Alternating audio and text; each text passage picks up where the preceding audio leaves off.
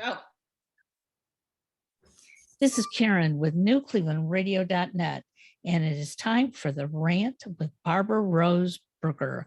And Barbara, I don't know where you find all of your guests, but I am so excited that you are bringing on not only a guest, but a friend who is going to share her story and also talk to us about aging magnificently. I love it, Barbara. Thank you, Karen. Well, let me just get right to the point. Yes, age magnificently for everybody. Anyone in any age can age magnificently. But today I have my friend and colleague, Marsha Michaels, who is inspirational. The expression live life to the fullest is not always easy to do. Many succumb to imagined and real obstacles. Marsha lives as if there are no obstacles. She lives life to the fullest. She is a writer, has published a book. She's a chef, a designer, continues her education daily, is always on talk radio giving her opinions. She's the wife 30 some years to the fabulous Alberto. Marsha has MS. She's had MS for a long time. Marsha is 70, I think 74 years old. She's in a wheelchair, but she doesn't call it a wheelchair. It's just a way to get around. And boy, does she get around. Welcome, Marsha. I'm so glad you're here, and talk to us about whatever you want, about your journey from the time of diagnosis to now. Well, thank you, Barbara. Actually, my diagnosis came 20 years after my first symptom. I, for some reason, suspected I had MS from early in my 20s when I suffered with optic neuritis, which is kind of like a blurring of the eye, but more like a chill if you're in wind and a chill comes and your eye gets watery. And that would happen on and off. And at the time I was living in Massachusetts outside of Boston, and I was going through the forest and it started happening. And I said to myself, that's so strange. Anyway, it passed. It was Thanksgiving. I couldn't deal with it. And then at that time, I was living in Colorado after growing up in New York. I decided to move west, young woman. So at 17, I started working at Bloomingdale's on the executive training squad. And that's where I got most of my merchandising experience while I attended New York School of Interior Design, which was a few blocks away in Manhattan. So when I was about 22, my old high school boyfriend came and said, let's move to Colorado. So we moved to Aspen in the 1970s during the time of the Vietnam War. And I met people from all over the country because people who were being drafted not only went to Canada, but they also went to Colorado and hid in the mountains. And so I stayed there for about 10 years. And then I moved to Santa Barbara. And all along this time, I would notice hiking, I never had the balance. And when you come from an East Coast urban town like Manhattan, people would just say I was a klutz. And we just left it at that. But I didn't have the balance everyone else seemed to have. So that was, certain symptoms were adding on, but the optic neuritis would only come back when I would get overheated. So if I was playing tennis or I was taking a hot bath, then the eye would go out. But I just kind of ignored it because it would come and then it would go. So during my stay in Colorado, marijuana was everywhere. And so I actually smoked daily. And when I finally got diagnosed at 40, I was in San Francisco and I was taking a walk to Polk Street, and I kept on tripping, and I couldn't figure out, why am I tripping? And my leg wasn't lifting to clear the sidewalk. So I didn't know if it was my knee or my hip, No. what was going on. But by that time, 20 years had passed since the first symptom. And when I would go to a doctor, they would look in my eyes and they would say, no, no MS here. Oh my So God. finally, the MRI came out, and I was in San Francisco. So I went and to this neurologist. Well, let me back up a bit. I first went to an orthopedist because I Mhm. thought it was something with my hip. And after seeing so many doctors saying, no, you don't have MS, he gave me one test. He said, close your eyes and lift your leg. And I had no balance. And he said, you need to see a neurologist. Oh. So I said, I have MS, don't I? And he goes, well, let's see. So they gave me the MRI, and sure enough, that's where they saw the myelin, which is the cushion around your nerve. Uh-huh. So the brain isn't allowed to send the proper signal, and my leg wasn't lifting. So that's how long it actually took. But I came home during the MRI. My husband and my cousin were with me, and that was gruesome because of how they had to position you. And anyone who's had an MRI knows it's extremely claustrophobic. Yes. So I just moved on, and I remember coming home and saying to myself, well, if it's going to be my legs don't define who I am. You were married then, I right? was married for 5 years. Alberto. Yes. And I just came home and I made chicken cacciatore and drank a nice bottle of wine and just said, well, let's see. Because my neurologist said usually the first 5 years of your symptoms will tells you how you're going to progress. And that's all that happened. And I walked out of the office and went and saw an acupuncturist and did all of these crazy things, and was left alone for another 10 years. And then it would just be, if it was a really hot day, all of a sudden I couldn't walk. So the progression was very slow, and I was very grateful for that. And so by the time I was 60, and I really could not walk far. Well, at 55, I really couldn't walk far. So my girlfriend insisted I got a mobility scooter. Mhm. And I fought every tool from the cane to the walker until I finally realized that with each tool, it gave me more of a life. And so I just kind of pushed my tears aside, because with each tool there was hysterics.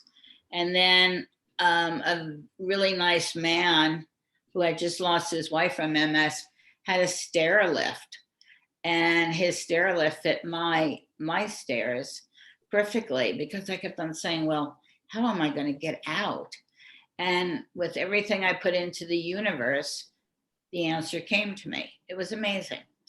And so the stair lift fit perfectly, and my husband, who is a handyman, just installed it while I was crying out of my mind.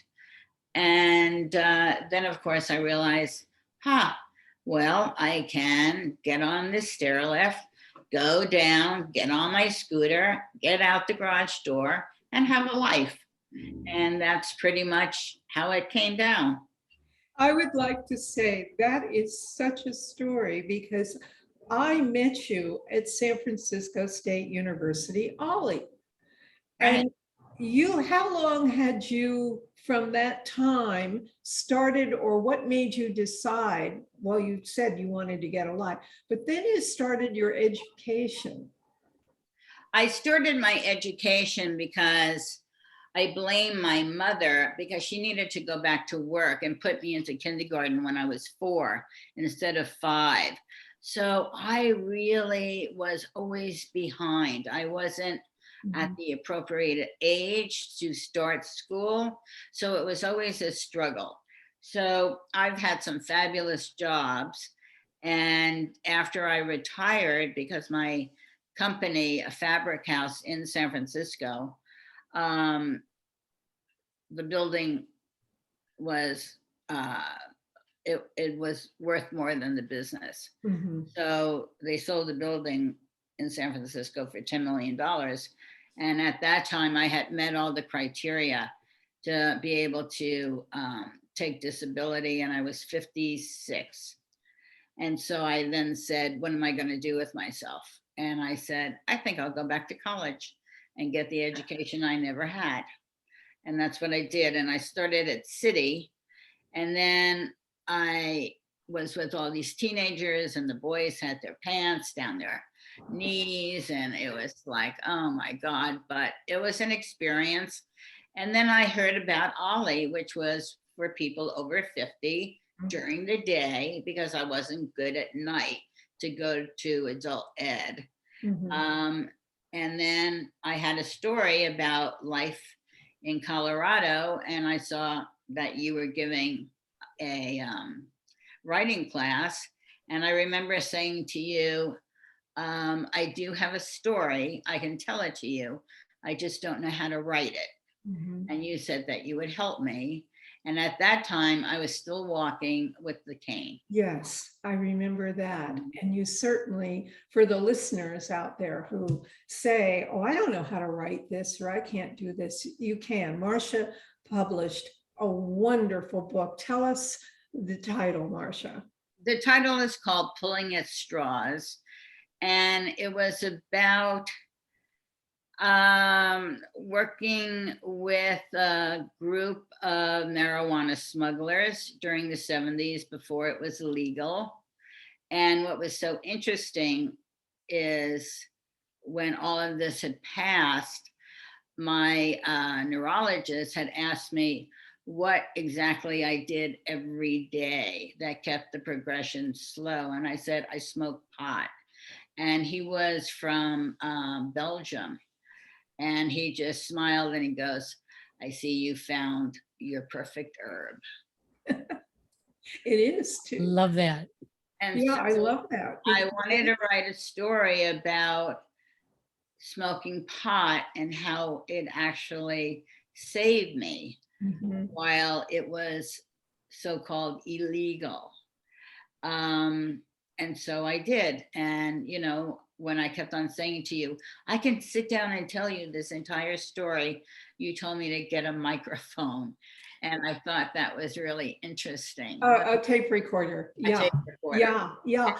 And Marsha, for the listeners, they can still order this book on Amazon. they can. Yes. Yes. And you're going to write part 2 eventually, someday. Well, I think now I have more of episodes of what happens after. Yes. Because now so many of my friends who went to jail for God knows 10 years left their Mhm. families behind.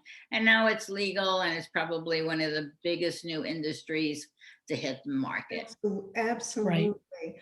Absolutely. And I also want to know, if you don't mind, so when I met you, you were using you were walking. I was walking. You were walking. And then I saw the evolution of your adorable chair, which Marsha has decorated and always looks fabulous and chic in this chair. And I've seen her board streetcars and buses and zipping along the streets. And it's amazing. It really is inspirational. So now, what are your plans now? I know you have a film club online. I know that you're taking lots of classes. I know that you're on talk radio. all the time, giving your opinions. And Marsha has lots of them, and she's very knowledgeable, I'm very political. Yes. very political. And what are your plans for the journey? Because everyone has ups and downs, and I'm sure you have your downs too, but you release them, you go above them. Well, yeah, lately as far as the ageism, I just say age is really a number because I never thought I would be 75. I know. Never even occurred to me. And I can't make a reality out of it. You know, lately people say, so what is your birth date? And I go 11/20/1946. And it's like, wow, that's 1946. No, And then you meet people that were born in 1980, and it just kind of makes me laugh I know. because whoever thought? I mean, you know, my family all died really young. My father died at 47, my mother died at 70. So I would say to myself, well, what am I doing here? But I eat totally differently. Mhm. And that was something that I started after my dad passed away so early from a heart condition. And That's interesting because nutrition is everything. And tell us about the food and your cooking. well, I'm a Mediterranean cook. Mhm. I'm not a chef, I'm a cook.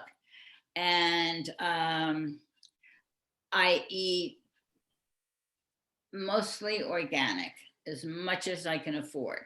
Mhm. And I would say outside of what my house costs me, food is second because I don't drive, so I don't have to deal with gas. Mhm. And my husband, who's from Argentina, he came to me as a younger man, but knew how to barbecue and knew how to do any kind of fish.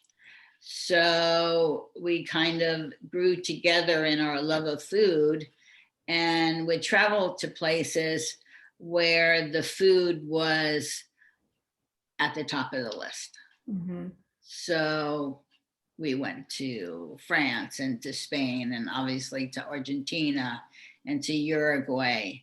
And how did I do all of this? Well, You I, had your chair. I bought a little travel mobility scooter, which folds up like a baby carriage. And we went everywhere with that. And I thought of actually starting a business because everyone would stop me and ask me, where can we buy that? No matter what country. Oh my God. And, you know, it made me sad to think that there were people stuck up in apartments, unable to get out, whatever their illness or burden to bear is, they couldn't get out and I could. And so my mantra has always been you do as much as you can with whatever limitations you have. And I'm very fortunate. Marsha, what made you decide, or how did you go about finding this chair? I don't know, Barbara. You know, you just put the energy out there in the universe and you get the answer. And, That's it. you know, I get a catalog from a company called Spin Life, and there it was. And it was so interesting because it was an Israeli chair, it was made in Israel. And we ordered it. It was called Featherweight, and literally it weighed less than 40 pounds. The battery weighed 20. So we would just pick it up and throw it into the back of our vehicle. Then later, when I wanted to use my city scooter, which is heavier, Mhm. we put a lift on the back of the car. And I learned how to press the button. It would, you know, lift up and I push it in and get in the car and I would drive. And, you know, because the years are passing by and the progression, even though still slow, you know, finally at 70, I had such bad osteoporosis on my knees that I couldn't stand. And that was probably one of the more challenging things, because now I can't stand. How am I going to work this? So my husband and I figured out by using a transfer chair, because I don't use a wheelchair. Because if you use a wheelchair, you're not using your legs, and I'm not paralyzed. Right. So I walked sitting down. And then I learned how to lift my body from one chair to another, onto the lift, down to the basement, onto another transfer chair, and move myself to my scooter. So it's a process. And when you see me, Yeah. I'm dressed, I have makeup, Chic. you know, and it just takes some time, but it works. And, I can worry about, well, what's going to happen in 5 years, but I kind of put all of that Oh, aside. yeah. Put that aside. We never know. Yeah, and none of us know what's going to happen tomorrow, let alone 5 years from now. But I have a question. You have multiple chairs, it sounds like. Okay. So what about the person who maybe doesn't have the money to have all these chairs? Are they covered by insurance, Medicare, Medicaid? Medicare covers a lot. I'm very fortunate that I was just able to buy my first scooter, and I've had 3 since, because they run out just like cars. Right. So yeah, Medicare will cover some things. I'm kind of different in that, because I can afford it, and therefore I'm not going to pull from Medicare Sure.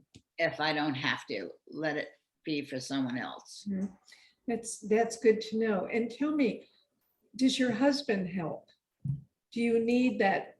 My husband, as you say, no one thinks of me as crippled, neither does he. And so that has its ups and its downs, because he doesn't think I'm crippled. He assumes I can still do the things I did at 40.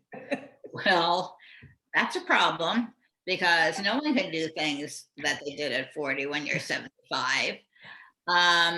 But he helps me. But like I say to him, you don't need to help me. Let me ask you when I need the help. Mhm. Because the more independent I am, the stronger I am. So now he's starting to lose his hearing. So even when I need help, he doesn't hear me. And so, I work it out. But, How old is Alberto? Alberto just turned 63. So, I think, my God, if I make 80, he'll only be 68. He'll be so young. He could still have children. But you'll be so young at 80. I mean, the thing is, we never know. We know people in their 40s who act old. Absolutely. And you said something in the beginning of the show that I hope everyone who's listening will use daily in their lives. Marsha said, I am not going to define myself by my Limitations. condition.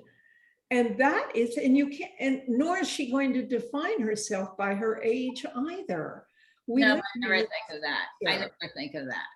And being around you and women of your age is just so inspiring to me, because I never saw anyone age in my family. Mhm. So I'm like the second oldest. And when you don't see longevity, you certainly don't expect it for yourself. So in a way, it's like a surprise to me every day. And I'm pretty healthy. I mean, I don't get sick. You are very healthy. Not good. I just not too. Yeah, so it's kind of a strange thing where the spirits take one thing from you and then they give you a balance. That's exactly it. It's so much about attitude It as is. well. And I don't believe age is a number. I think it's how you feel about yourself at any age. And you're one, listeners, you should read Marsha's stories, her, what were they called? The chair stories, the Oh, they were called Scoot. You gave me that name, Scoot. Mhm. And I have a website that I set up through OLLI that's called Escapades of Marshina. Escapades, Marshina, Marshina. INA. And in my website are all the stories of traveling with a scooter. There is cooking in it. There's special stories of my family. That was really fun to do. And then I realized no one even reads these websites because everyone's stuck in Facebook, and I'm not a Facebook user. Well, then here's the thing that we have to end this show with. You have to get them into a book so people can read them, because it's not just about having a medical condition, it's an attitude towards life and how you feel about yourself. And you prove it every single day, Marsha, you really do. I'm always inspired by you. And Well, I'm going to try to send a column that I thought of called A Day in the Life to our newspapers or different venues, yes, see if anyone will pick it up, Yeah. because I talk about a day in the life and being on a disability scooter, how it's workable. And someone years ago said, why do you think you were on the planet? And at the time, I didn't have a clue. But now I know that I'm on the planet to be able to give forth positive energy to those that aren't perfect. I love So that. it's a way. I love the day in a life, and it's not a disability, it's an ability It to is. Absolutely. move forward. That's what it is. So listeners, please contact, if you want to, Karen, and at the Rant at Cleveland Radio, New Cleveland Radio, and also join agemarch.org. Please join it. There's going to be another one, an Age March Part 2 next year. And it's also on YouTube. You can see our first virtual Age March in history. Marsha, it was wonderful having you. I feel really inspired. Oh, well, thank you, Barbara, and love your necklace. Oh, thank you. And Karen, always wonderful being with you, my friend. Well, thank you for the inspiration today, Marsha. And those stories, you could turn them into your own podcast and everybody would hear them. So think about Yes. that. Yes. Well, I'll think about that. A day in a life. Absolutely. Very inspiring. Have a great day, everybody. And take some inspiration and share it with someone else. Have a great day. Bye-bye. Bye-bye. Bye.